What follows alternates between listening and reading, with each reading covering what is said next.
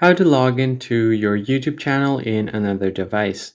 Hey guys, welcome back to the channel. In today's tutorial, we're going to see how you can easily log into your YouTube channel on a different device. First thing you have to do is open up youtube.com or go to YouTube application on your device. Then you want to head over to the profile icon at the bottom right corner. And from this U section, you'll have an option for the gear icon at the top right. After visiting the settings menu, you can easily go over to switch account. Now all you have to do here is tap on the plus icon at the top right on your account section.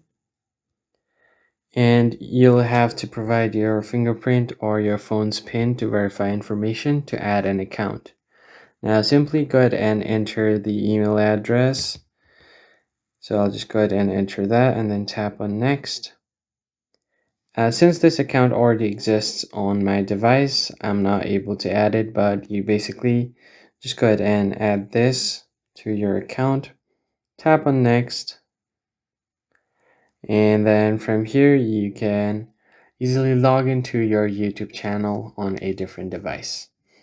That is basically it, guys. If you found the tutorial helpful, hit the like button down below, subscribe to the channel, and I'll catch you guys in the next one. Thanks for watching.